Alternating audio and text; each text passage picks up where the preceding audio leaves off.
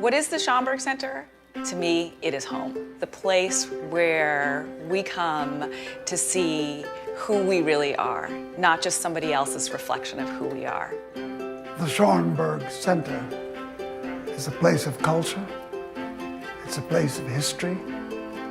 It's a place of knowledge. The Schomburg Center, to me, is a repository of all of the things that has documented our sense of worth as a people. For me, that means that it is a place of immense power. The Schomburg Center is a public research library and a cultural institution. For the study of the Pan-African world. It is perhaps the best in the world. My Schomburg Center is Arturo Alfonso Schomburg. Arturo Schomburg said, Black history and culture and intellect exists at a time when most people didn't believe that. He collected those evidences, and that became the beginning of the collection. And it has expanded and has grown to where it is now a world-class institution. It holds over 10 million items. There's no parallel anywhere that brings to light what we as people of color have done, what we continue to do. Black culture is all of culture. The universals that animate everyone's life happen here for all people. The Schomburg, for me, is one of the center pillars of Harlem. When I started the journey of finding out about Red Rooster and Harlem, the very first place I went to was the Schomburg. Researchers from around the world come and use what we have here. I could not have written just about any of the books that I've written without the Schomburg Center's archives, resources. The Schomburg Center is much more than a library. We encourage lifelong learning and exploration. The Junior Scholars Program is a Saturday program with students from 5th grade to senior year in high school to help them learn about Black history and culture. Learning about my history is important because it teaches me who I am. The Schomburg Junior Scholars Program is going to do nothing but uplift them. So many talented and brilliant people have walked the corridors of this amazing institution over the years. From Octavia Butler to Toni Morrison and James Baldwin, Ella Fitzgerald, Alvin Ailey, and Harry Belafonte, who graced the stage in this room of the American Negro Theater. This place evokes great memories. It was a gift to us in our community to really try to find that space to reflect expressions of Black experience. I just knew that the environment and what I saw these young African Americans doing was a place I needed to be. What is my Schomburg Center? I'm standing here at the Cosmogram, which underneath holds the ashes of the poet Langston Hughes. On the evening when this Cosmogram was dedicated, people began to empty out of the auditorium. A jazz trio struck up, and to my amazement, Amira Baraka went over and asked Maya Angelou for a dance. And they started to dance on top of the Cosmogram, on top of the ashes of Langston Hughes, and I felt what a fitting way to kiss the memory of Langston. The Schomburg Center is a research institute and a library, but it's so much more than that. There's something going on every day. So many amazing people come here to talk about their creative craft, to share what inspires them. The Schomburg Center's collections help to tell stories even beyond our walls. The Schomburg Center is here in this exhibition at MoMA, One-Way Ticket, Jacob Lawrence's Migration Series. We depend on the resources of the Schomburg to enable us to tell this story. Thinking about the implications of the past on the present is absolutely crucial for understanding the next steps, understanding what we have to do to go forward.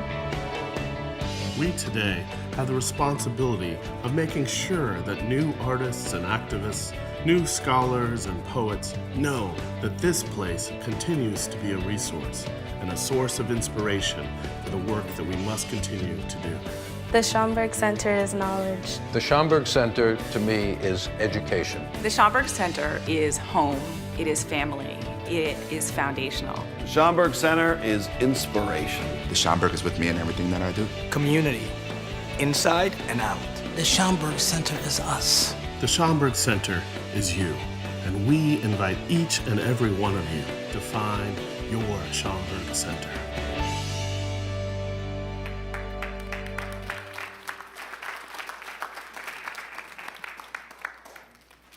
Good evening, everyone. Thank you. On behalf of our staff and volunteers, welcome to the Schomburg Center for Research in Black Culture. I want to greet you here in the building and also greet our online audience as well.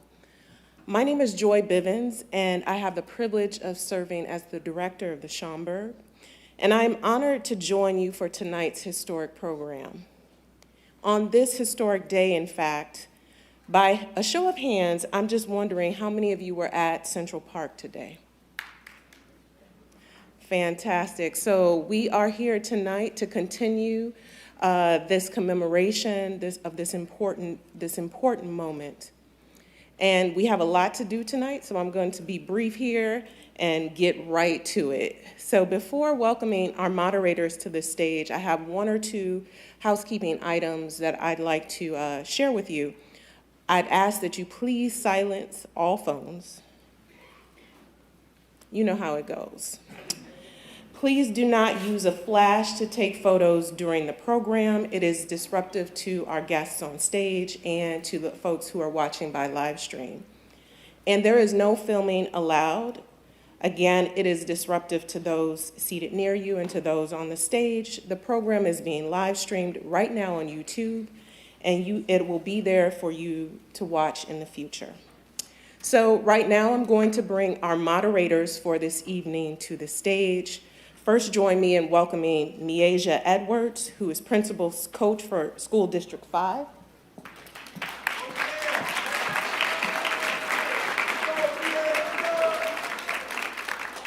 And Brian Jones, who is the director of the New York Public Library Center for Educators and Schools. And now I would like to welcome to Schomburg stage the Exonerated. Please join me in welcoming them. First, we have Kevin Richardson.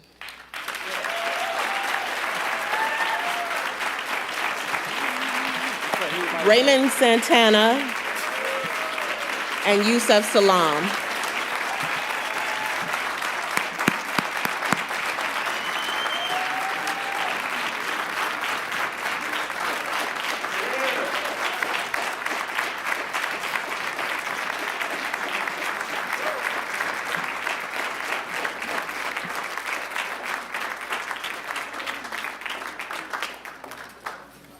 Corey Wise and Antron McCrae are not able to join us this evening, but we guarantee you a wonderful conversation. Thank you for being seated. And to begin our program, I'd like you to join me in welcoming to the stage the chairperson of Community Board 10, Cicely Harris, and Tahani Abushi, who is the secretary of Community Board 10. Thank you for being here this evening.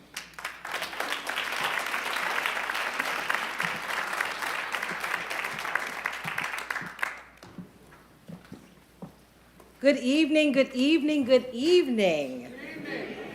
Wow, this has been a fantastic and historic weekend. I'm energized, reinvigorated, and ready to continue to do the good work. How about you, Tahani? Absolutely, it's an honor to see this come full circle and to see these families triumph. We started at a reception this Sunday at the Museum of the City of New York, organized by the Innocence Project, Prince Hunt, and the Museum of the City of New York. The reception highlighted the works of arts completed by exonerated individuals. The hope and light of their works was amazing, and I hope more people get to see this exhibit. Maybe something here right at the Schomburg. Yes. Earlier today, we witnessed history at the unveiling of the Gate of the Exonerated. A gate had not been named in Central Park for over 160 years. It was such an overwhelming feeling to be there and to bear witness of the story of the Exonerated Five. The gate that not only honors them, but gives voice to so many people that remain unseen. Listening to speaker after speaker relay their personal stories and contributions to the historic occasion was moving. It was breathtaking. Let me say, if you have not heard these men speak, Yusuf Salam, Raymond Santana, and Kevin Richardson, you are in for a treat tonight. Listening to their testimony, the legacy they lead, and the responsibility they feel to stand in the gap for others is inspiring. I want to thank them again for their graciousness and allowing us to be a part of their story. I would also like to thank their families. It was an honor to meet them and to shake their hands and know that these are the people that are continuing to support and pour love into these men.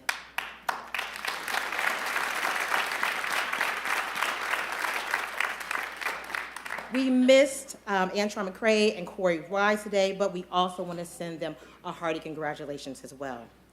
Tonight's event is the culmination of 3 years of planning, organizing, and realizing this momentous occasion. I always tell the story of how this came about. Manhattan Community Board 10 had an October 2019 general body meeting. Central Park Conservancy's Lane Adazio came to do a presentation on the Harlem Mirror. Who could have guessed that from that meeting we would be standing here today? Lane and John Reddick would later become a critical part of what we now call the CB10 Exonerated Five Task Force. From that presentation, with some help from board member Shannon Washington, an idea to highlight social justice and the Exonerated Five was born. Karen Ories, CB10's Parks and Recreation Committee Chair, stepped up and did a yeoman's work organizing and planning our request for a permanent exhibit in the park. We partnered with community organizations like Justice for the Wrongfully Incarcerated and government agencies like New York City Parks Department and Central Park Conservancy. We spoke to constituents, religious leaders, and elected officials. Community Board 10 unanimously passed a resolution to support a permanent exhibit in the park. We then presented our idea to Gail Brewer, who immediately saw the importance of the initiative and wanted us to continue to do this work. Over the next couple months, Karen and I went to 11 community boards, had conversations, answered questions, and secured support from all Manhattan community boards. Support to tell the story of social justice and the need to have something permanent in the park. In 2021, the borough board passed a unanimous borough-wide resolution to support an exhibit that tells the story of the Exonerated Five and the continuous overall fight for justice. From there, a small group of dedicated individuals, now known as the CB10 Exonerated Five Task Force, which includes these men of the Exonerated Five, Ms. Sharon Salam, Aisha Salam, Joanne Santana, Matthew Washington, Prince Hunt, Lane Adazio, John Reddick, Tahani Abushi, Terry Wisdom, Keisha Sutton James, Karina Smith, Shatik Mitchell, Rebecca Brown, Rosie Mendez, Stephanie Palmer, brought it to the place you see it here today. Again, this gate tells the Harlem story, but it tells the story, and I must say it again, of so many Black, brown, and socially economic disadvantaged people that have been affected throughout history and across the world. This was a project, it was a labor of love, of which shows when good people show a dedication to the path of love and light, we can change the community, we can change a borough, and we can change the world.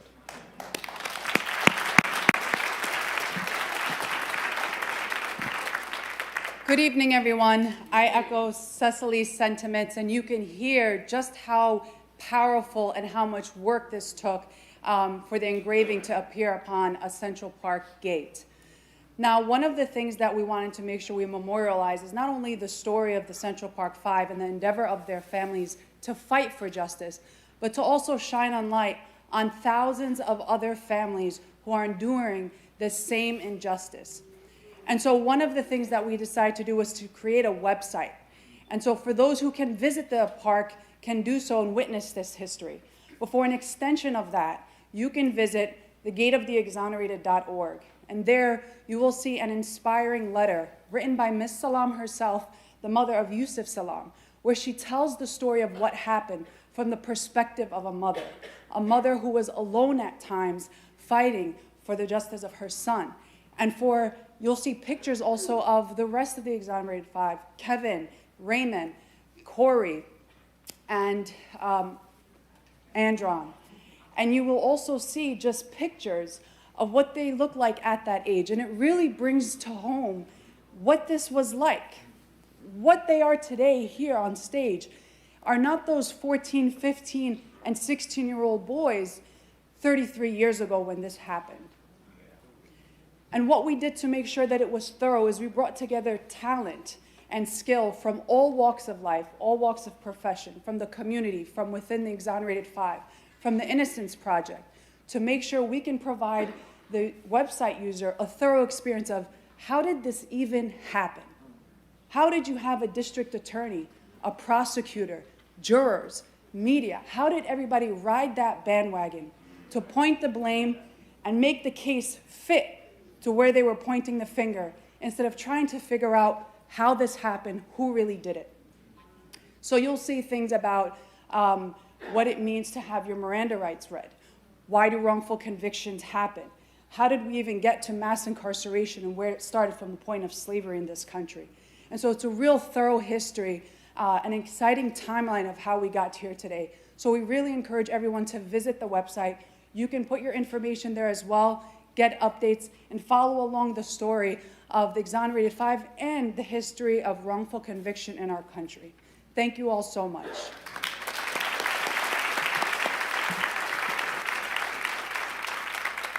And before we leave, I wanted to present these men with citations from New York State Assembly woman Inez E. Dickens. She could not be here this evening, but she wanted these to be given to them personally.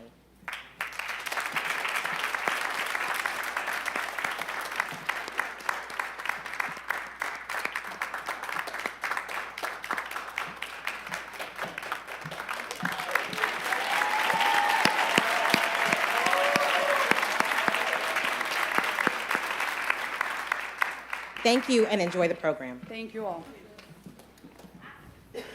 Wonderful. So we are going to go ahead and dive right in. She raised such a powerful question. How did this happen?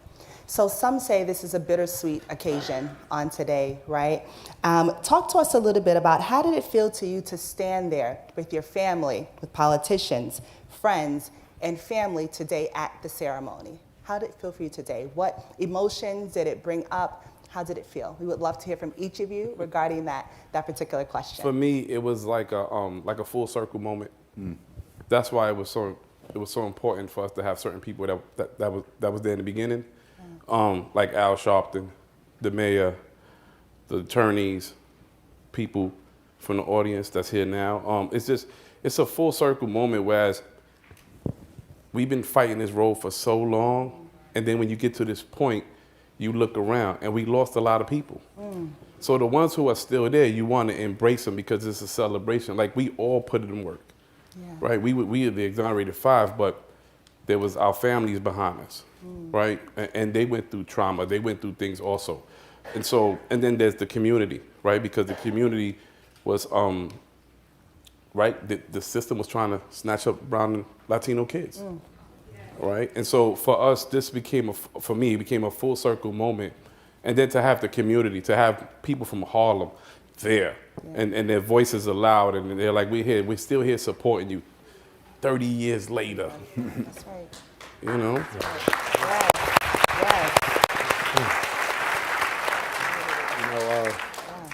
It was and it is surreal.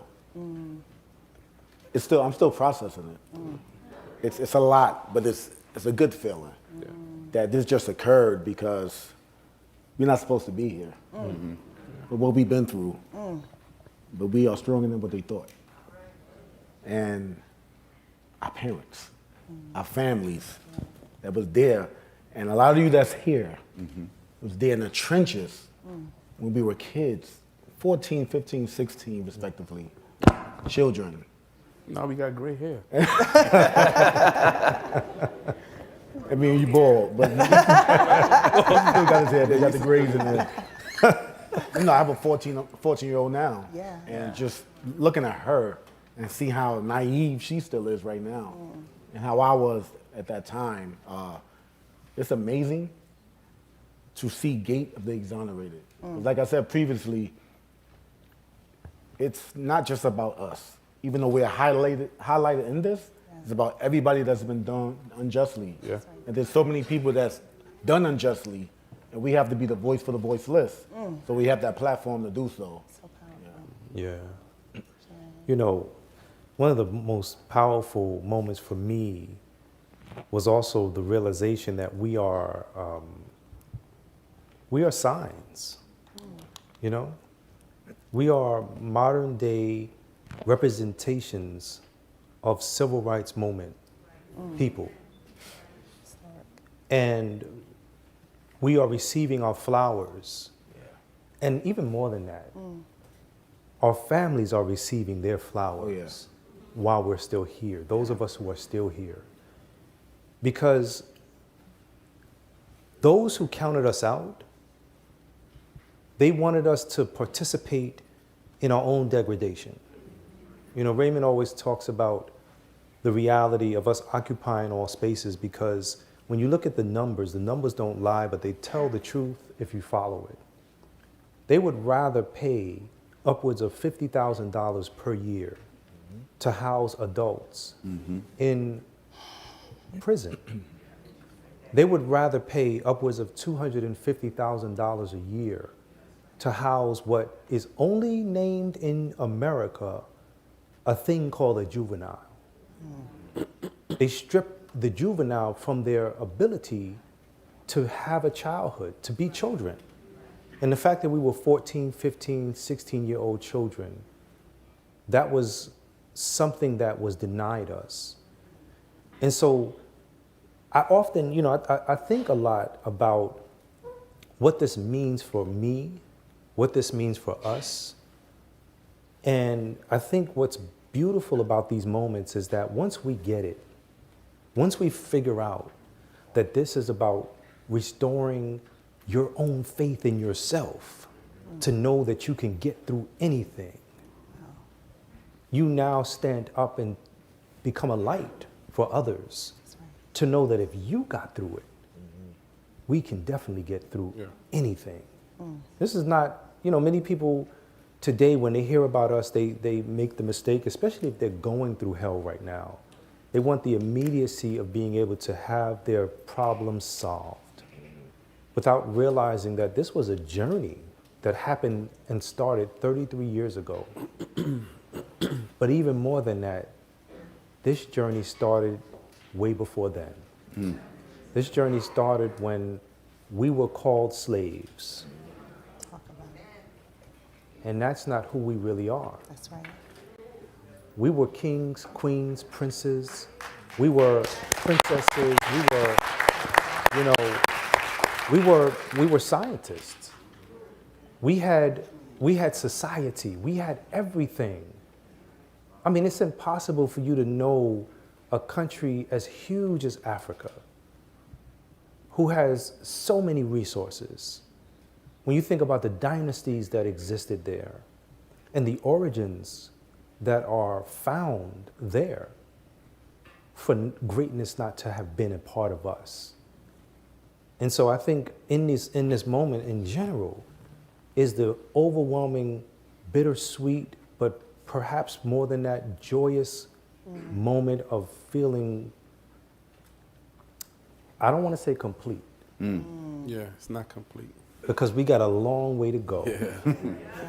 Yeah. Because we are only, like, we are not anomalies. There's so many more of us that are waiting. And we are the celebrated ones that I think point the way of, okay, now we need to look at this and really make more changes happen. Yeah.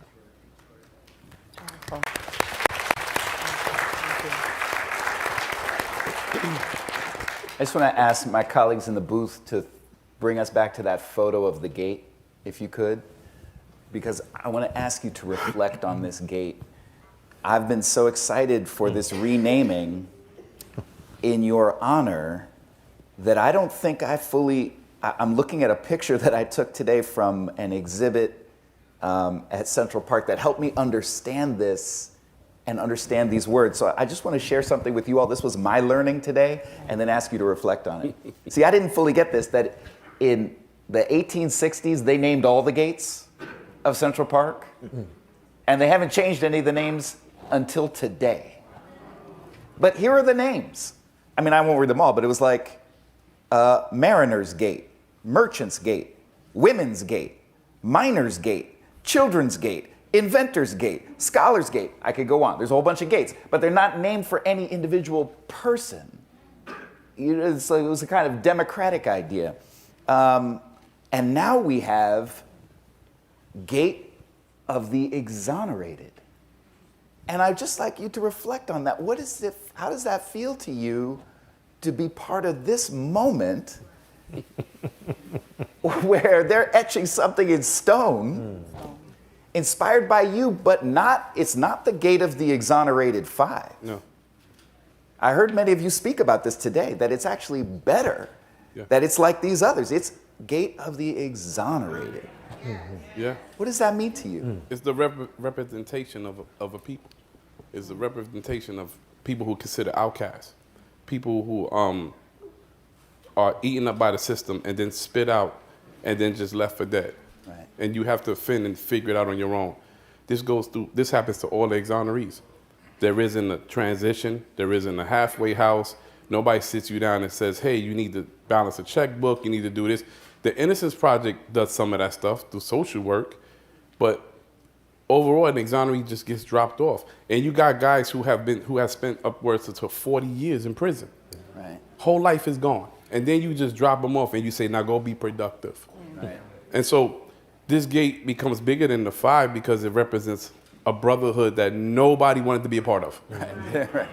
Right? But now they all accept it because this is their reality. They have no choice. This isn't something that we decided to do. Like, you know, like New York State, the city says we were in cahoots with Reyes as 14 and 15-year-old kids, and that 20 years later we're going to sue the city and we all going to split the money, right? This is the type of narrative that they try to paint for us, and so this is a situation that we didn't ask for this.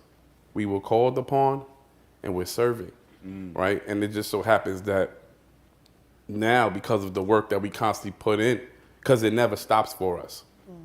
You know, this representation of this group, of this brotherhood, this is it. When I go to my grave, it doesn't say Raymond Santana. It will say Father, whatever, but it's always going to say Exonerated Five. We can't get rid of it. So we have to embrace it. And then we have to become the representation. And then we have to become the example. And then we got to show people this is the way that it goes. We become the first.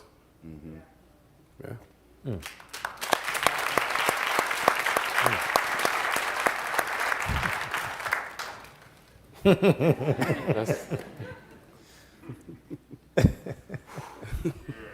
Man, just that word. Yeah. Y'all can hear me good? Yeah. All right. I think about my ancestors, people that paved the way for us. And now we're paving the way for the next generation. Exonerated means free. Free from whatever you was going through, or free from institutions, or whatever the case is. Free-ish. Because the struggle still continues. And I think that's why we're extremely happy, but we know there's a lot of work left. And we're definitely reeling in this, but we in the trenches still. And you know, it feels good for our kids and other people to see this, because this represents so much people that don't have voices. And we became that. We became the voice for the voiceless. There were so many people screaming that they were innocent. And I say this often, but they whispers, they roars was like whispers. Nobody was hearing it. So now that we have that platform to do so and raise awareness about it, this is for generations. This is endowed. One of my favorite artists, Nas, it was written. This was this is. It was sketched in stone. We got gates, y'all.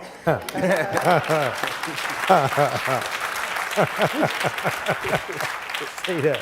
The system can't take that back. Yeah. They try to take our livelihood. They try to dehumanize us. This is as human as you're gonna get. They try to change that. They try to make us disappear. But we're here. And now we have people to really look up to this. And I'm gonna come, man, I haven't been around Central Park that much, even though I grew up in 1309 110th Street, Fifth Avenue. But to see this, and to bring my kids there, and this history there, Not his story, it's history. Our story, our truth. So that feels good to let people know that, like Raymond said, we've been through this. We've been through so much turmoil. We've been through things through the past in 1989. People wanted us killed. Right. People, I want to say this again, people called our parents' house and said we need to be castrated. I remember I went to high school and I thought these was my friends. When I walk away, they say, don't talk to him, he's a rapist. And anybody knows me, I grew up around all queens in my house. I grew up around 5 women. And now I have 2 children, which is females, in my household now. So I've been dominated by women. But I love it. Because these women in my life molded me who I am today. You know, so it's an honor. It's an honor, everybody. And I know people look at us with this pedestal. And we'll take that. We'll take that because we'll use this pedestal to keep raising awareness for others. So it's beautiful. Thank you, everybody, for this.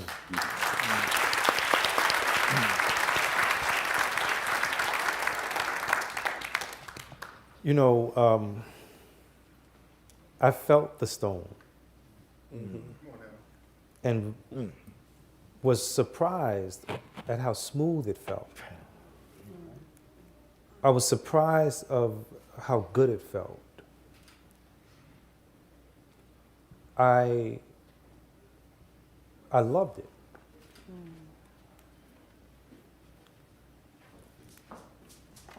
I think often about legacy and what it means. And this is a legacy moment. Because our children, I'm a child of my mother. My mother is a child of her mother. And we can go back all the way from the mother's line, mtDNA, to the very first woman. Our children are ours, and we represent them. They now have this as a part of their legacy.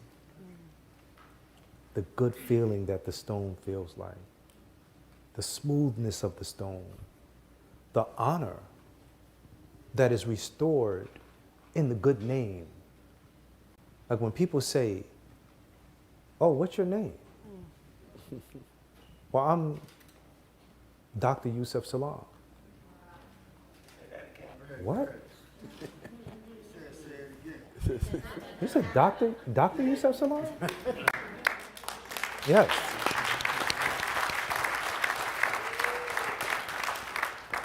I mean, imagine, and this is a reality, our children can say, my father is Dr. Yusef Salam. And like what that means, what that brings with it. But, So we did what?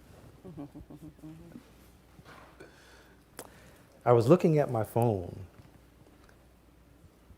and 2 quotes popped up, both from Dr. James Baldwin. One is profound because it encapsulates what we're doing with this moment, in that it says, the victim who is able to articulate the situation of the victim has ceased to be a victim, and he or she has become a threat.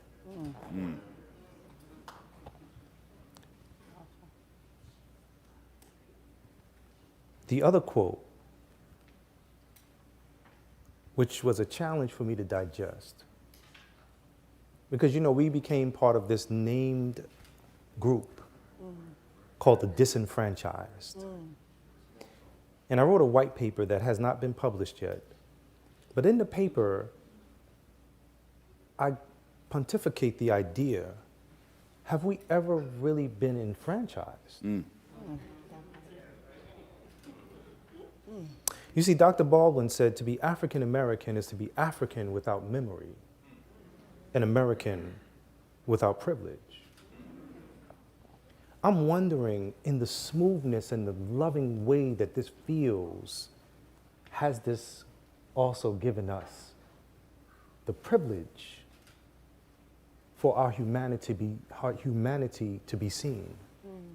And when I say our humanity, I'm not talking about me in particular, because when people see me, I walk in the door or walk through the place with a certain atmosphere of how I was brought up, of my mother teaching me about my great history, of my uncle teaching me to read books like Mind Power, of the idea that you have to control this, because wherever your mind goes, your body follows. And how profound that is to gravitate young people to that kind of ideation, to allow them to ultimately control and bend circumstances to their will. We had no control over this. It chose us. As a matter of fact, I think I can go as far as to say we were called. He just touched his shirt. And I want people to see that. We were called in the womb of our parents. We were born on purpose, I said earlier, and we were born with a purpose. And we can prove this beyond a shadow of a doubt. This moment is part of that. This moment gives us that. This moment says, I'm supposed to be here. Even the totality of the story, we want just the trajectory that goes up of victory. We don't want the scribble scrabble. Because people don't know the scribble scrabble. They say, these guys did it. They were victimized and vilified, and now they're heroes. And their families and loved ones are heroes and sheroes. But it's that when your mother and father got together, and I'm talking about not only my mother, my father, but their mother, their father, all the way back, the intentionality of it. When your mother and father got together, you were one of over 400 million options. All racing to the egg. And if we want to add a little bit of Disney to the, this is clean up for all audiences. I'm not going to get too crazy. But if we want to add a little bit of Disney, so to speak, to it, Hollywood, so to speak, imagine one saying, me, it's my turn. And the great creator, the great I Am says, no, not you. You. Me? No, come on, you jumped in front. Your time is not yet. You. Me? And so we're birthed. We're here, like we didn't choose to be here.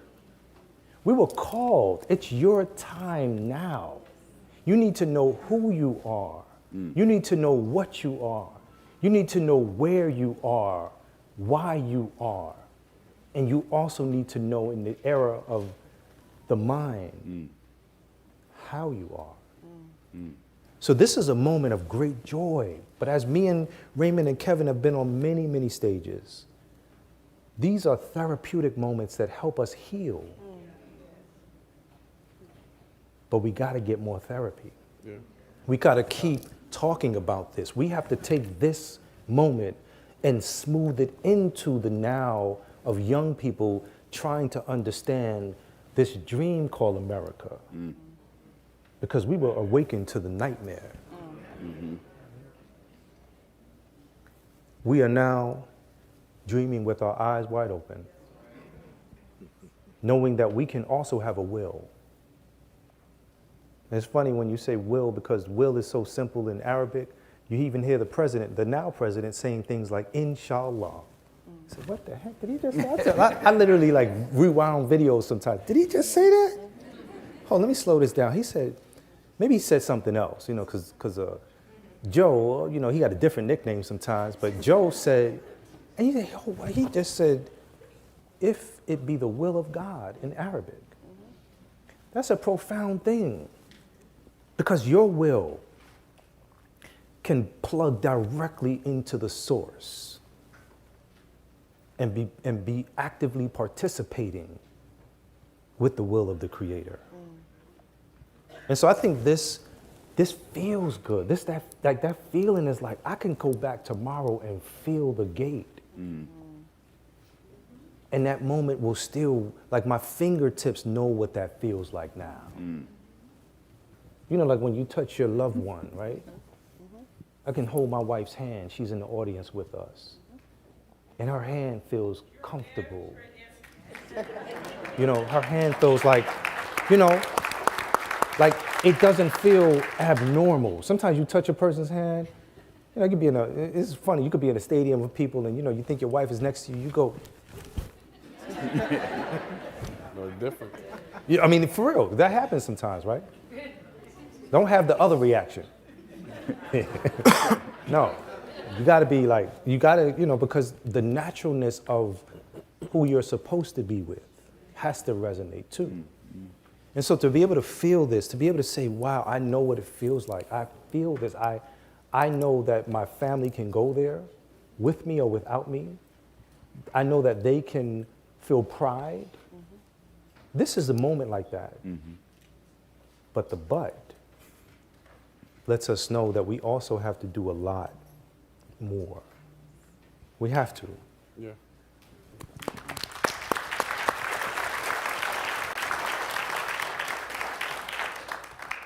So I was speaking with someone earlier who spoke about how there was someone who ultimately had been incarcerated but was innocent. And he said he was suffering from sickness, but he had to push his way through. What would you say to those people who are there to help them know you are supposed to be here, to remain hopeful that this too potentially can happen for them, who may be losing faith in the sight of what they're experiencing at present? I think for me, it's all about never giving up. I think the unique thing about this case was that we was 14 to 15 years old and Corey was 16.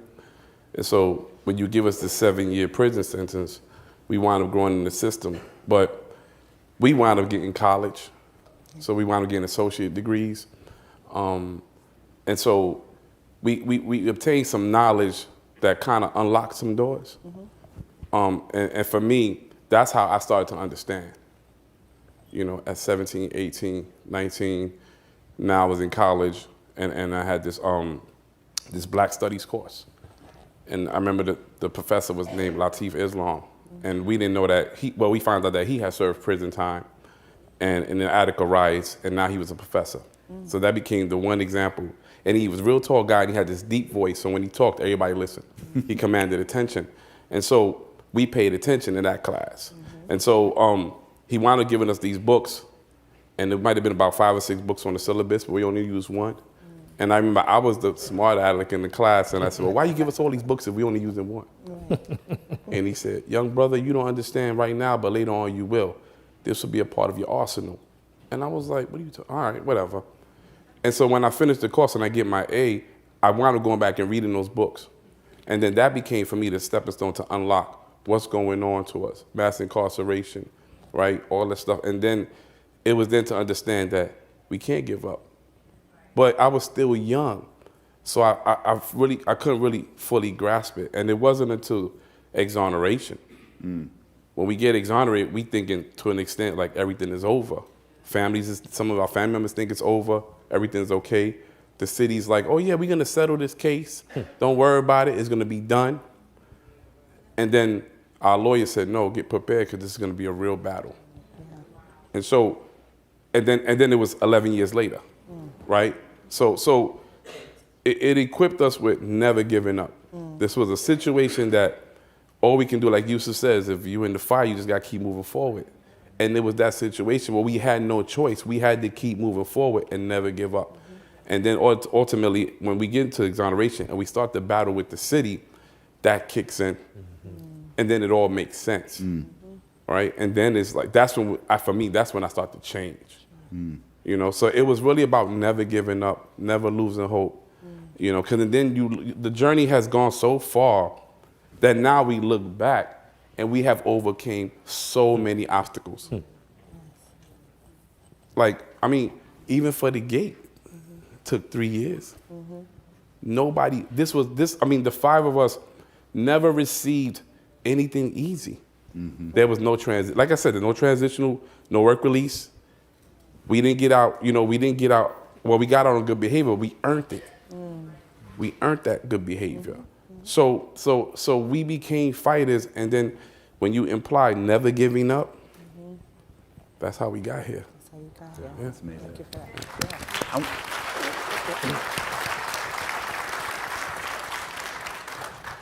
Just to touch on that, a question that's often asked, how did you get through it? How did you do it? We just did it. And going back to Yusuf, we say often, like, we were just molded to be like that, to have that resilience. At a young age, when we said, we innocent, and we really didn't understand when they were trying to give us like plea deals. And we said, we're not taking it. We didn't really understand, like, oh, you could get out early. We knew that we wouldn't say that we did anything we didn't do. And what I would tell people that's in that system or going through situations, push through. And you have to do it from within. You have to find that inner strength. And I remember times in those four walls thinking, why are we here? We shouldn't be here. At the time, I even lost my faith. And my mother, she said, don't you ever judge God. And whatever God you believe in, don't judge that. It's a path for you. And we were put in a situation where God knew that he had somebody, some warriors to carry on. And I remember like going to college in prison, getting that associate's degree, being that person that didn't let the sentence take care of you mentally. Of course, we were there physically, in spirit, but we didn't let us lock up our mind. After what happened to me, I started going to law library. While people was doing stuff, I was in law library finding out what happened to us and making sure there won't be another Century Park Five. Make sure there won't be another modern day Scottsboro's boys. Because of a revolving door. We don't want the same thing to happen again 20 years later. The Century Park 7 or something like that, or 8. It was a 7 before, but that's a long story. But just, we tell people that you just have to do it. And 3 words that I always rely on is resilience, perseverance, and strength. And I think all of that is what we had. Wherever it came from, whether it was my mother, Yusuf's mother, Ray's father, Antron's mother, Linda McCrae, Corey's mom, Mr. Loris Wise. We all had that. And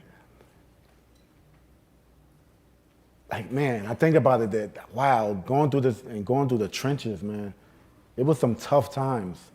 It was harsh. Our families remember, the people that was here remembered. We was ridiculed. We was called the scum of the earth, wolf pack, piranhas, gorillas. Everything in the kingdom. But one thing they didn't call us was kings. Because we came from a kingdom of kings and queens. That's right. They didn't acknowledge that. So we had to rewrite that, and it was a journey. It was a journey. We had to find ourselves. And I think I could speak for all of us. We had to find ourselves in our own paths. And that's, I think, what we're still doing. We're still growing. This is something that's not easy. And we're still fighting. And that's all we know to do is fight. We still have a lot to do. We still have a lot of doors to open. We're hoping there's a lot of gates for Exonerated everywhere. But this is the start right here. That's right. Yusuf, can I get another question in? I don't want to cut you off, but all 3 of you have now, since you've brought it up, I want to touch on it. You've all talked about education in one way or another, getting your doctorate, being in the law library, getting your degree.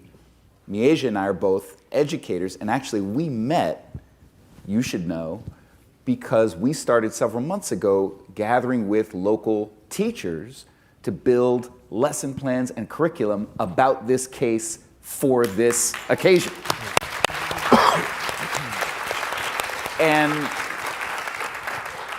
I just want to give a shout out to all the teachers, some of whom are here, who spent so many weeks and months unpaid, just all volunteers gathering together, trying to figure out how to do right by this occasion and trying to help other teachers and their students work through the case, talk about it with their students, and so on. So first, just a round of applause for all the teachers.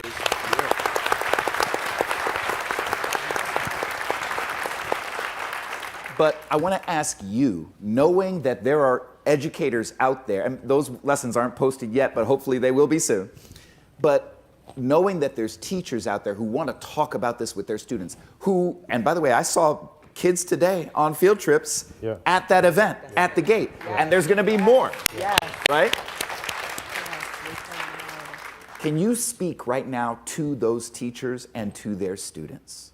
Can I Please. perhaps start it off? Because I was going to touch on that. Okay.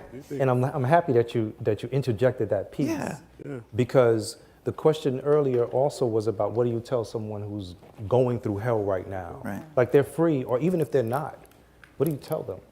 So I think in many ways we are a part of the educators' society, having gone to the School of Hard Knocks, right? Having been in the womb of America. They call it the belly of the beast. But if you change your lens, your angle of viewing things, you can perhaps change what it is that you're going through. And so part of the education that has to happen in people who are going through hell, because even children experience a piece of trial, right? And many times the child is told they're crazy.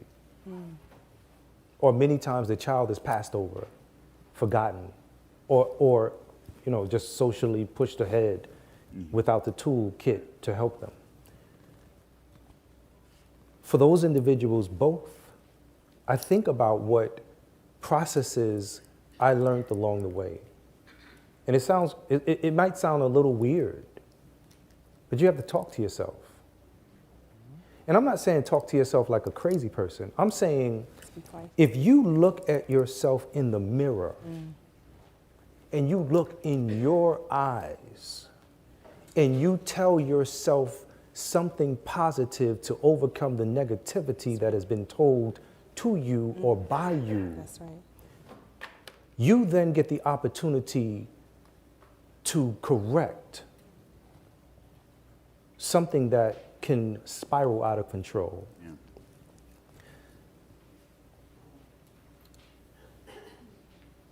My good friend Les Brown said, of the negative self-talk, we probably only catch 10% to 20% of the totality of negative things happening in and around us and inside of us.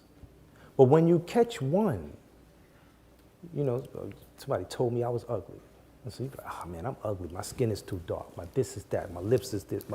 All of the crazy stuff that society is actually wanting to look like, right, as people of color. He said you have to tell yourself 21 times something positive in order to dispel that one thing that was negative. The other thing is we have to change our atmosphere. When you wake up in the morning, every single day, every single one of us, our minds are operating at 10 wave cycles. What that means is that we're very suggestible. And so when you wake up, you can literally plan out your day by turning on positivity. You can go to YouTube. You don't even got to have an account to pay for it. You can literally turn on positive stuff. You'll hear E.T. or Les Brown or this person. I mean, just stuff that gets your day going. And you don't even have to do it for long, 10 minutes. It changes things. I had to do that when I was in prison because the most powerful thing that they were trying to gain control over, the thing that, and I'm going to use the words of Stacey Abrams, the thing that they were trying to get me to live below the gnat line, if you understand the science of where that came from, was what was important. I needed to know the possibilities. I needed to know that I could do it. And when I heard Les Brown say, if you can't see it, you can't be it. How do you see it? Write notes to yourself. Put them in your room, put them near the mirror. When you go to brush your teeth, that note should be on your mirror to will yourself to do something profoundly great that will ripple into the future. You may not even see it yet. But part of the educational process is being able to not want the accolades, but know that part of your purpose, right? This is profound in that Dr. King said, when you find your purpose in life, do it as if God himself called you to do it at this very moment. And instead of giving us a grand idea of what purpose could be, he said, if your purpose in life is to be a street sweeper, sweep the streets like Michelangelo painted pictures, like Beethoven composed music, like Leoton Price sang before the opera. And the last thing I want to say is, you have to persevere. You have to keep going. Somebody walked up to me when we won our lawsuit. We were in City Hall at the steps. And he said, what are you going to do now? You know, like, what do you, you know, like, and it felt like that moment, right? That's why I always say, but. Because it felt like that moment where I'm supposed to walk off into the sunset and sip Mai Tais and just sit on the beach. And I'm like, I don't even drink. You know, I drink Mother Earth's private nectar stock, but that's called water, right? And it came to me what to say to her. There's a verse in the Quran, a surah in the Quran called Ash-Shara. And I'm going to say this, and I'm going to say it in Arabic and then English just so that people can understand. أعوذ بالله من الشيطان الرجيم بسم الله الرحمن الرحيم ألم نشرح لك صدرك ووضعنا عنك وزرك الذي أنقض ظهرك ورفعنا لك ذكرك فإن مع العسر يسرا إن مع العسر يسرا فإذا فرغت فانصب وإلى ربك فارغب. We want the ease. In this verse is this word, surely with difficulty. فَإِذَا فَرَغْتَ فَانْصَبْ. No, إِنَّ مَعَ الْعُسْرِ يُسْرًا rather. إِنَّ مَعَ الْعُسْرِ يُسْرًا. Surely with difficulty comes ease. You're going through this difficult moment. All you got to do is hold on. Hold on to the rope that God is like dangling for you to hold on. Hold on with your molars. And then again, surely with difficulty comes relief. And sometimes we just want to kick back our feet right there. I want the relief. But the verse does not end there. The surah does not end there. The chapter does not end there. It ends by saying, so when you are free from your immediate task, still labor hard. Now I'm saying this because the whole verse really is profound in that it says, surely, it says, have we not caused your bosom to dilate, to open up, your heart just to expand, right? And ease the burden which weighed on your back. I mean, think about us, what we went through. We had the indelible scars of this experience. And we exalted you, we exalted your fame. But know that with hardship comes ease. Most certainly with hardship comes relief. So when you are free from your immediate task, strive, keep striving, keep going. This is not about retirement. This is not about kicking up your feet. This is about taking the lessons that you've learned and imparting, because this is the trick, right? This is not the trick, this is the secret. When you get the lesson, you now can become the blessing. Because when you get the lesson, you have to give it away. That's right. If you keep it, right? If you keep the lesson, I know how to get through hell. People look at you, how do you get through hell? You got to pay me to teach you. and now the process takes a whole year for you to tell a person, all you got to do is keep walking. Yeah. You got to talk to yourself while you're walking. That's right. You got to change your atmosphere. If you turn on negative music, you're going to feel negative. Not negative like bad, but you're going to feel like, you turn on some pop, I'm telling you, this stuff works. Because even there's a science in music. Even the and I don't know if this is known by people necessarily in the industry right now on the high level, people that are playing music and things like that. But the people who actually participate on a whole nother level, a whole different vantage point, they will not allow you to play stuff that will break generational curses. Because the modern day hip hop artist is actually the Jele or the griot of Africa. But we don't know that. And so we make it ugly, we make it disrespectful, but when we were growing up, there was always a message in the music. And there was always music in the message. So I just wanted to wrap those two together. I know the brothers want to say their piece, but I just, yeah, definitely.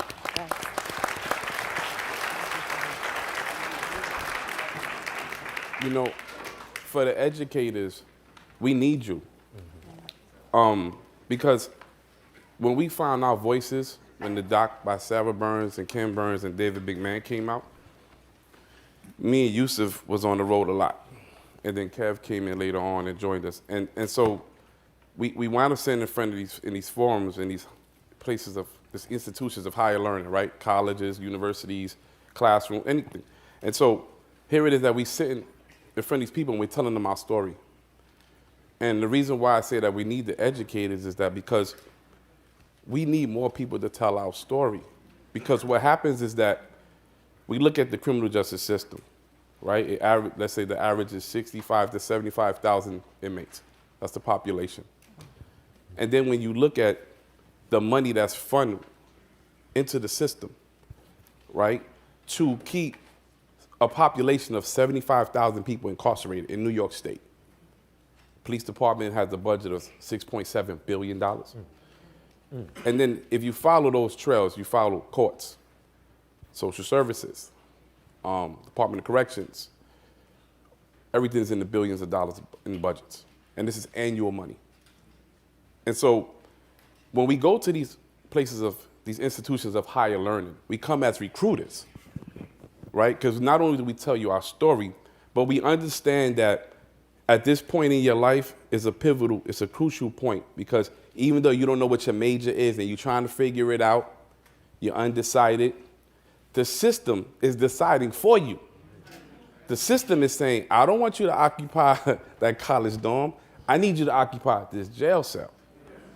And so we go there, and so we come there because we're trying to recruit you to be on the right side of justice. Right? And so that's why when it comes to the educators, it becomes imperative. You are vital. You are vital to the survival of our young kids, because you are that encounter that can tell them, hey, listen, we're going to learn about this case, and then we're going to get one of these guys to come in here, because we become the positive reinforcement to tell you that the system is real, that to house a man in New York State can cost up to $40,000 per year, but to house a juvenile can go up to $200,000. So we know where the money's at, and we know what they want to do. And that's why it was so imperative that they gave us the narratives of Wild Den, Wolfpack, urban terrorists. Yes. Super Predator is the narrative that is the terminology that was given to us, but it's also the wording that's used for the 1994 crime bill, right? That when people become outraged because there's 300 articles written about us within the first 2 weeks of this case, and everybody's mad, and everybody says, we want justice and we want it now. And so when a whole city, a whole state, a whole country can turn their back and allow the system to do whatever it wants to 5 black and brown boys, and then feel comfortable to do it. So now it becomes open season on our children. Yep. Repeatedly. And that's the reason why we need the educators. We need you to tell we need you to have a curriculum. We need you to tell them what they're facing when they go outside, what they're facing if they don't pick the right side. And we don't mean, you can be a prosecutor, you can be a police officer, you could be the mayor of New York City. Eric Adams did it. Yeah. because we want you to occupy them spaces. One thing about this, and this is another reason why we need the educators. You look at 1989 and then look at us now. Not only have we grown, but look at the people who are in positions now. Alvin Bragg is the DA. Yeah. Eric Adams is the mayor of New York City. Yeah. Cordell Clear is a state senator. These are people who, you know, that we encountered or have been with us in the front line. And to see these people occupy those spaces now, and then we ask them, just do your job. So now that when we come in the room and we say, hey, we need to get these kids to this gate, the mayor says, oh yeah, we're gonna do that. Yeah. Yeah. So that's why we need to educate us, because what they say, it takes a village to raise a child. And I pour my all into this 18-year-old. And at the end of the day, I want her to go through life, be successful, and somebody says, you know what? I know your dad. Because of your dad's case, you know, I couldn't go outside, but now I'm a lawyer. Now I'm a doctor. What do you need? That's what it's about. It's about us as a community, as a people, helping each other in times of need so that we can all elevate together. That's right. And that's why the educators are so important. Yeah. That's right. So we definitely appreciate them.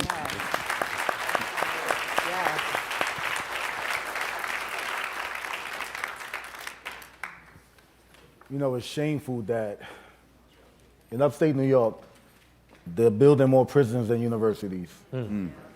It's a booming business. And we must change that. So yes, we do need each other. And we need to have more of the Exonerated Five in schools.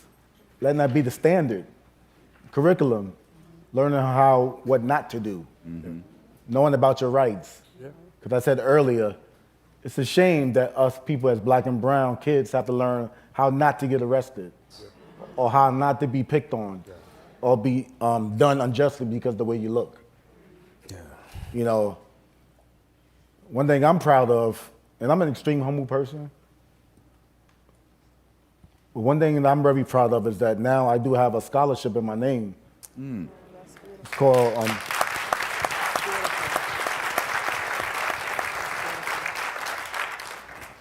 shout out to Syracuse University.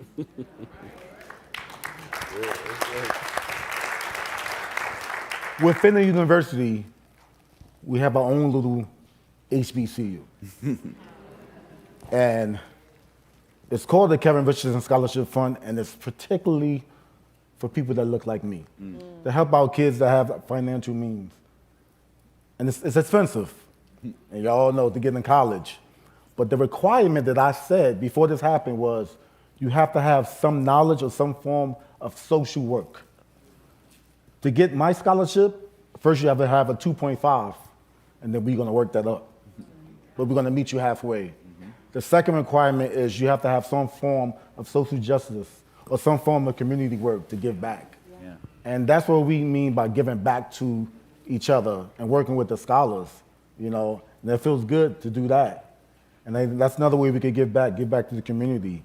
And we need each other, scholars and people like ourselves, to work with each other. And then we could bring up the generation, because we have a generation that was lost.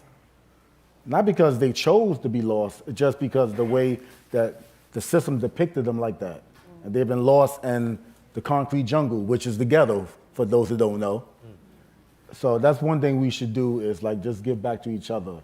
And we have to help each other out.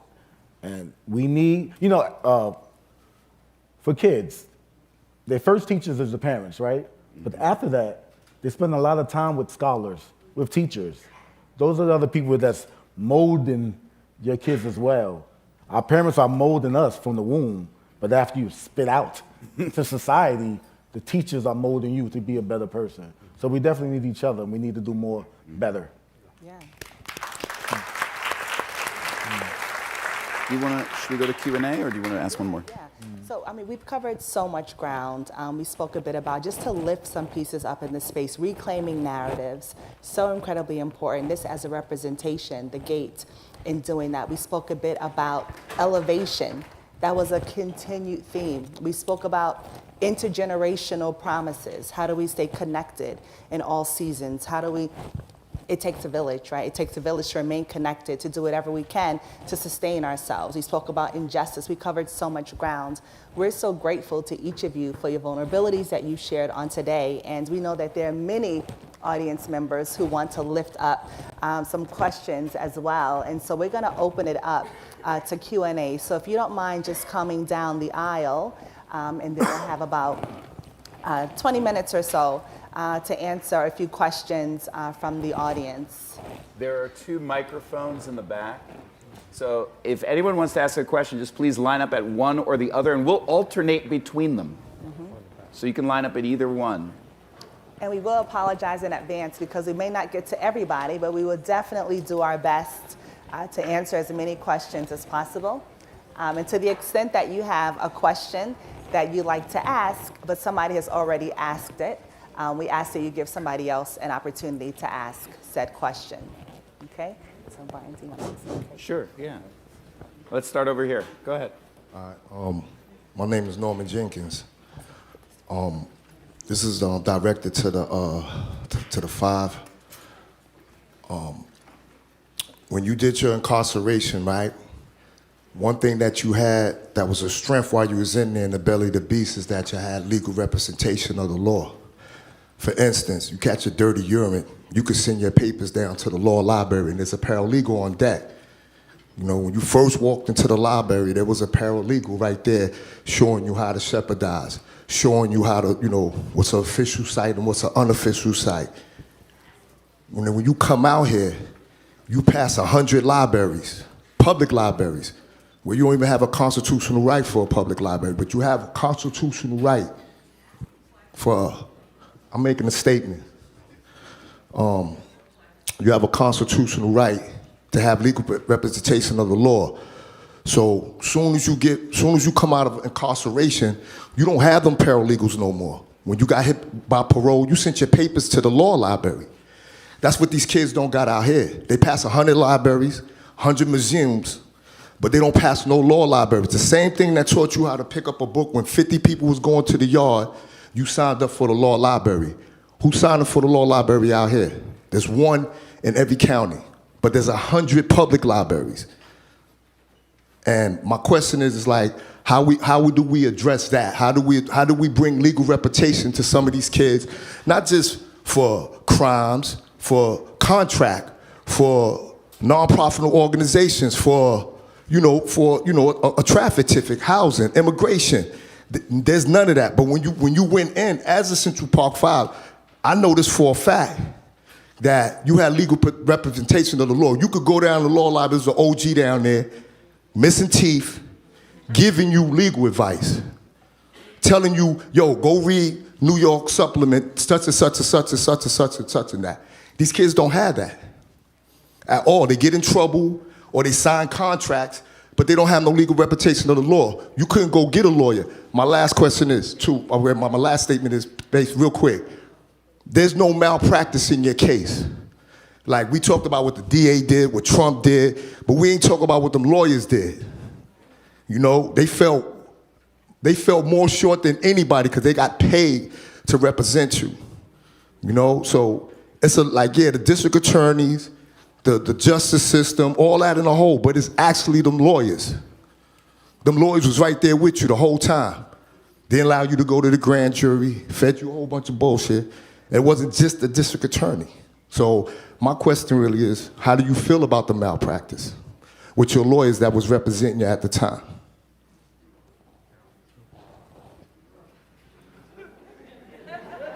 Well, you know what? I mean, you gotta ask my dad. I can't, they hear me? Test one. Hello? Oh. Well, you gotta ask my dad, because he's the one that paid my lawyer. You know what I'm saying? But, I mean, think about it like this. As a 14 to 15-year-old kid, I wasn't supposed to know the law. I was a 14-year-old kid. I was just getting into hip-hop, I was sketching. I had a 9 o'clock curfew. I came from a middle income family. I wasn't poor. But I was a 14-year-old kid who just didn't know, who just was being a follower and hanging out with the wrong crowd and went to the wrong place. You know? And so when it comes to my lawyer, because I had that attorney who didn't do a great job. My dad gave him hard-earned money. He didn't do a great job. And then when I lost trial, he said, "Don't worry about it. You're young. It's only 5 years." So I understand what you're saying. It's just that it's kind of complex. That's why we go to the educators. Because, you know, that's federal money, right, to put up a law library in the city. And then there has to be a demand for it. So there's a lot of work, there's a lot of groundwork. There is a demand for it. Listen what I'm saying. There's a lot of groundwork that has to be laid down. There is a demand for it, but it also starts with the educators. Because a kid, you tell a kid there's a law library, he's looking at you like you're crazy. It's the same thing that happens in jail. 50% of the 70% of the people go to the yard, and only 30% goes to the law library. But the 70% has paralegals on deck while they're there. Like for instance, you know, you catch a dirty urine, you might not know nothing about the law, but you'll send your paperwork down to the law library. I never sent my paperwork nowhere. I'm not saying you person. I'm just saying that you know. But I'm talking as a juvenile. I'm talking as a 14-year-old kid, not a 48-year-old man. No, I'm talking about the fact that we don't have legal representation of the law. We gotta try to help other people ask questions. We don't have clerks. We don't have paralegals. We don't have nothing. Thank you. Can I just to answer your question? To answer your question, I'm reminded of what my mother said to me when she was growing up as a child, which speaks to what you're saying as well in terms of the educational component. They used to teach civics in school.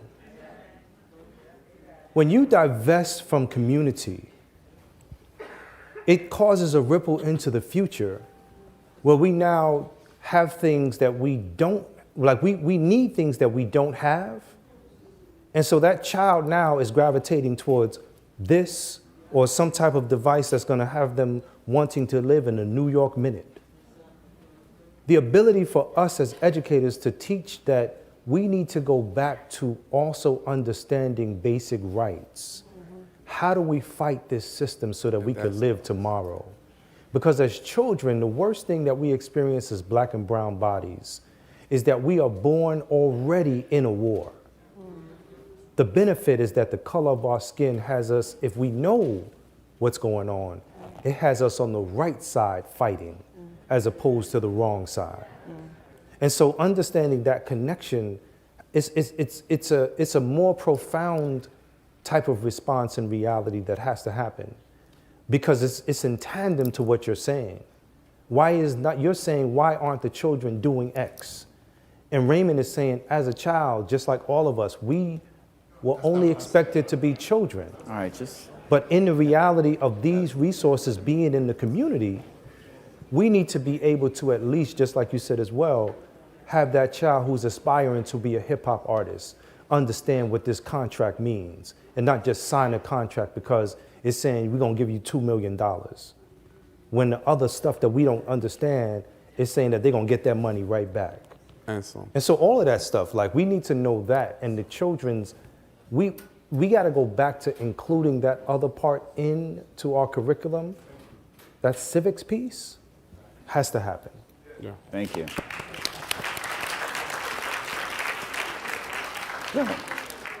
Thank you. Peace and Pan-Africanism. I'll be brief. I wanted to lift a name that was a voice in the wilderness many years ago on a radio program called Open Line. His name is Bob Slade. Yes. Yeah. And, yes. He was one of the men that I'm talking from the beginning. That's right. He was on top of it with passion. Because I tune into that every Sunday. Yeah. And I know he's no longer with us. He's with the ancestors. But that name, Bob Slade, and black media, if we didn't put some kind of sanity to the craziness they were pushing, so as guerrilla journalists and black media, that's our duty and responsibility to control the narrative.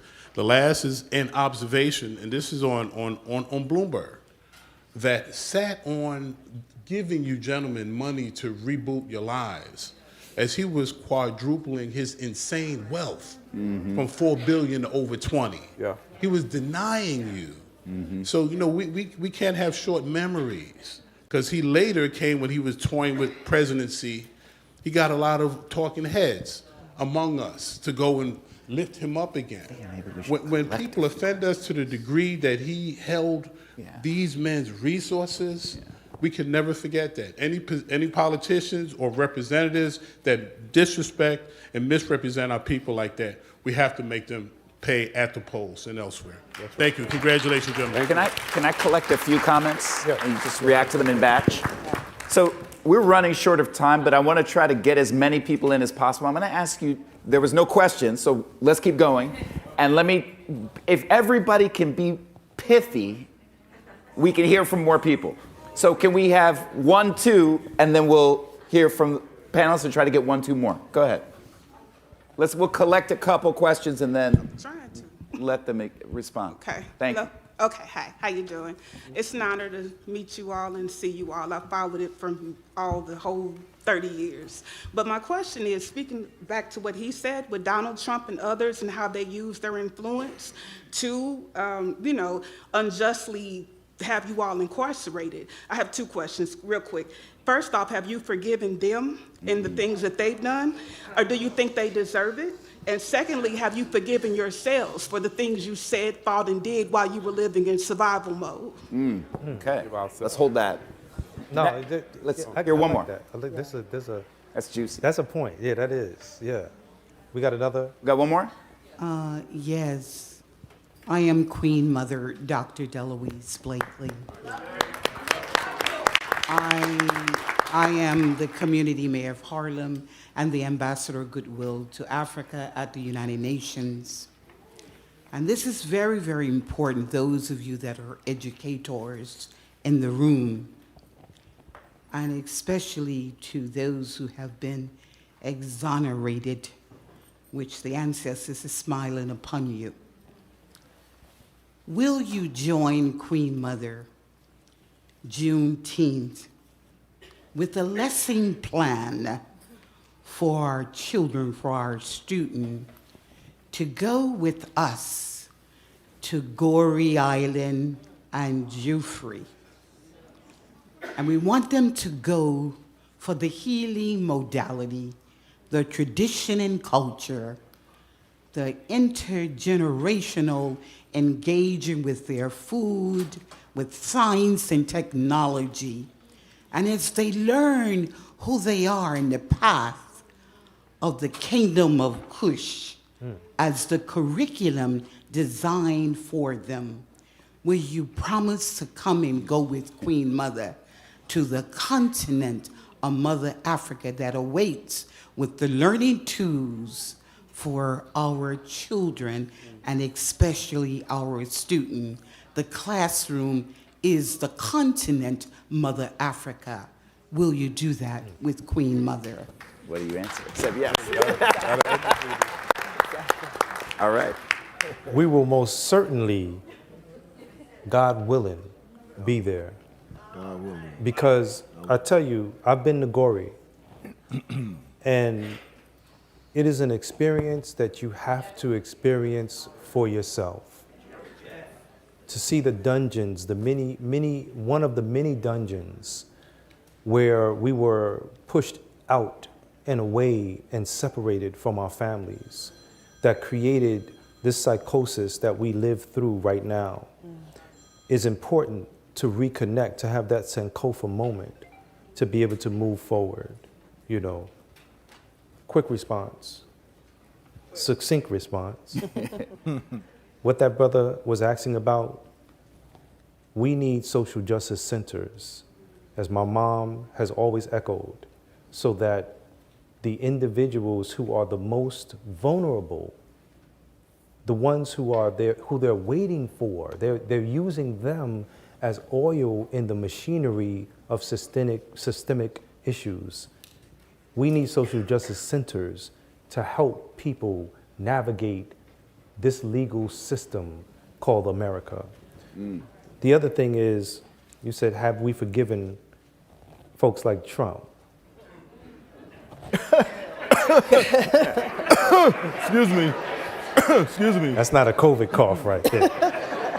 So I'm gonna say this. Corey Wise, I'm gonna uplift him in this space. Yeah. Corey Wise said in the documentary, The Central Park Five, by Ken Burns, he said, "You can forgive, but you must not forget." Talk about it. And the young woman said, "Have we forgiven ourselves for the missteps that may have happened?" I think that that is a very important consideration, because many times we don't know what we are adjusting ourselves to as broken individuals. We're trying to figure out how to pour gold into the broken places to make ourselves into works of art. But the reality of the matter is that we stumble forward. Forgiveness, I've learned, both of those who have harmed you and you may harm yourself. Forgiveness is for you. Forgiveness is not for them.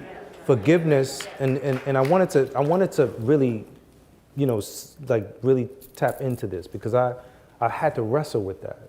I had to wrestle with the wanting of a person like Trump, when we were found to be innocent, to take a full-page ad saying that he was sorry. I had to wrestle with that. But I had to realize also that Donald Trump doesn't even think about us. He represents this class of people that do what they want without any regard of being held accountable. But there's someone recording what they do. Talk about it. And when that day comes, they will try to come back and reconnect with the mistakes that they have made. And I'm talking about a spirituality that they have yet to really truly understand. That's right. The other succinct part is this. When I say forgiveness is for yourself, forgiveness allows you to surgically remove yourself from the ball and chain that disallows you from entering into any door. Because you're walking into the door if you haven't forgiven yourself and those who have harmed you, you're walking into the door with all of the hurt and pain. But when you learn to cut that away from you, to not want that, to know that you have to move forward in spite of what they're trying to create you to be, because they're trying to turn you into a mad person. Matter of fact, Raymond said this to me a long time ago. He said, they're just waiting for us to make a mistake. They're waiting for us to do something so that we can get put back into prison.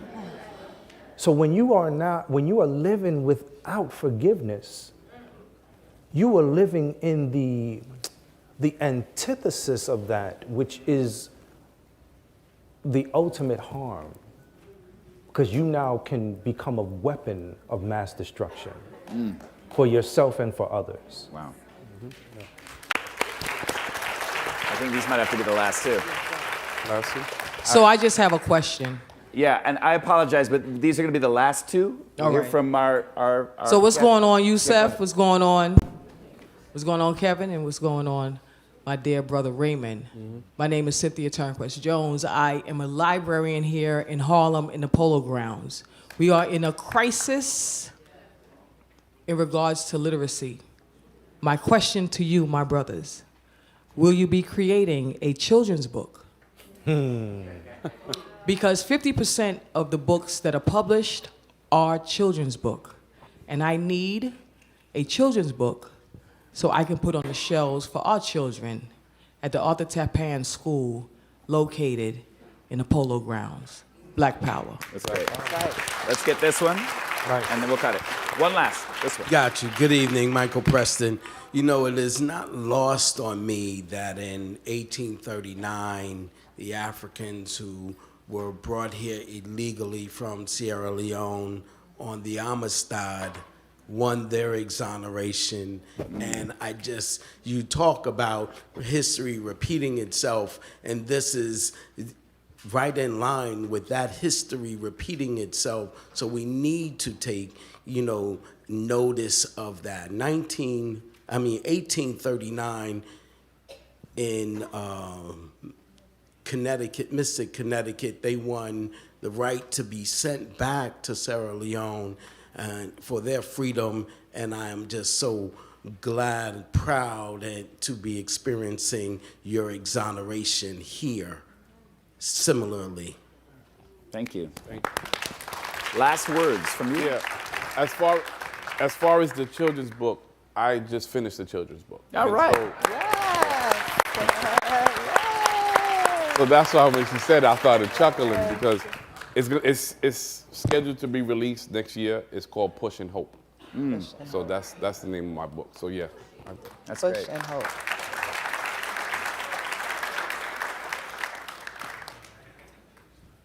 I think more has to be done for children as well, because children are the most thing that is. Precious. Children are the future. Precious. It's precious, right? Yeah. Precious. You know, they say you shouldn't skimp on two things. One is technology, and the other one is education, because you get what you pay for. And the thing about it is that for us to be able to create products that speak to, that bridge the past, the present, and the future through story, I think is important. So Raymond's book, Push and Hope, is going to be a smash, because I'm sure when it is received by society, first it's going to carry the name Raymond Santana, the Exonerated Five, or 1/5 of the Exonerated Five. And then it's also taking the pivot of being able to utilize the who you are drafted by God to be able to make some necessary things happen for future generations to come. And a lot of that stuff, I think, is stuff that we can all participate as well in, because the imagination that is necessary to ripple into the future of our children and their children and their children's children allows us to package within our DNA, our deoxyribonucleic acid, the ability for us to pass that baton back so that they know ultimately how to break generational curses, that they're not struggling forward through the same issues that we struggle forward through. Yeah. It's important for that to happen. Yes, it's definitely very important. And for kids to see us in the book, to see little black and brown people overcoming obstacles, to seeing the Exonerated Five depicted in the book in a positive way, instead of being depicted in negative ways like it was in 1989. To see our children see that, I want to be like that when I grow up. I want to be iconic and things like that. So I think it's very important to paint the picture. We need more people to work on children's books, because the children are our future and they are the next generation that's going to come up and take things, and we pass the torch. Yeah. Wow.